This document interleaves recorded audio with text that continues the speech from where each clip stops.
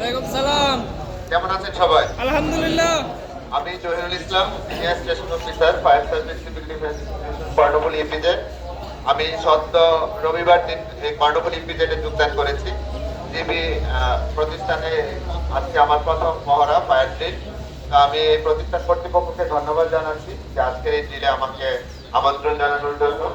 আমি ফায়ার সার্ভিসের প্রতিনিধি হিসেবে প্রথমে যে জিনিসটা বলবো, যদি কোনো অগ্নি দুর্ঘটনা সহ যে কোনো দুর্ঘটনা, আমরা ভূমিকম্পের আতঙ্কে আছি সবাই এখন, যে কোনো দুর্ঘটনা ঘটার সাথে সাথে আমাদের মাথা ঠান্ডা রাখতে হবে।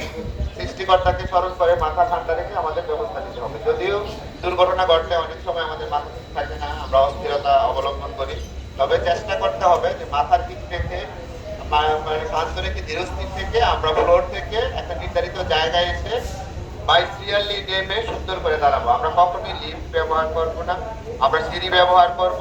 পাশাপাশি ফায়ার সার্ভিসকে কল দিব।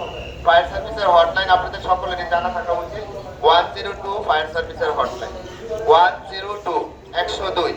এই হটলাইনে আপনারা ফায়ার সার্ভিসের সহযোগিতা নেওয়ার চেষ্টা করবেন। আগুন যদি দেখেন, সেই আগুনকে মোকাবেলা করার চেষ্টা করতে হবে ফায়ার এক্সটিংগুইশার দিয়ে। পাশাপাশি ফায়ার সার্ভিসকে কল দিতে হবে। আতঙ্কগ্রস্ত হওয়া যাবে না। এদিক সেদিক ছুটাছুটি করে পদদলিত হয়ে কেউ আহত বা নিহত হন, সেটা আমরা চাই না। আপনারা যদি কোনো দুর্ঘটনা দেখেন, সিঁড়ি দিয়ে সিরিয়ালি নেমে আসতে হবে। এটা আপনারা সকলেই জানেন যে কিভাবে নেমে আসতে হবে। এসে একটা খোলা জায়গায় দাঁড়াতে হবে, যেখানে সেখানে চলে যাওয়া যাবে না, ঘোরাফেরা করা যাবে না। একটা নির্ধারিত জায়গায় দাঁড়াতে হবে। ফ্লোর ইনচার্জ হেড কাউন্ট করবে, তারপর উদ্ধারকারী টিম আসবে, তারপর ফায়ার টিম আসবে, ফার্স্টের টিম আসবে। তারা যদি ফ্লোরে কেউ আটকা পড়ে থাকে তাদেরকে উদ্ধার করে নিয়ে আসবে, এবং ফায়ার সার্ভিস থেকে বা বিভিন্ন জায়গা থেকে স্পেশাল টিম যখন আসবে তাদেরকে সঠিক ইনফরমেশন দিতে হবে যে আমার ফ্লোরে একজন আটকা আছে বা আমরা সবাই নিরাপদে নেমেছি। এই ইনফরমেশন গুলো যদি সঠিকভাবে দিতে পারেন তাহলে কাজের অর্ধেক সফলতা চলে আসে। আর অনেক সময় দেখা যায় যে ইনফরমেশন মিসিং এর কারণে যিনি আটকা পড়ে আছেন উনিও বিপদগ্রস্ত হন, বা যারা উদ্ধার করতে যান তারাও বিপদগ্রস্ত হন। সেজন্য ইনফরমেশন খুবই জরুরি। আপনি নেমে আসলেন, আপনার পাশে যিনি কাজ করছেন তিনি নেমে আসছেন কিনা সেটা দেখার দায়িত্ব কিন্তু আপনার। এই তথ্য দেওয়ার দায়িত্ব আপনার।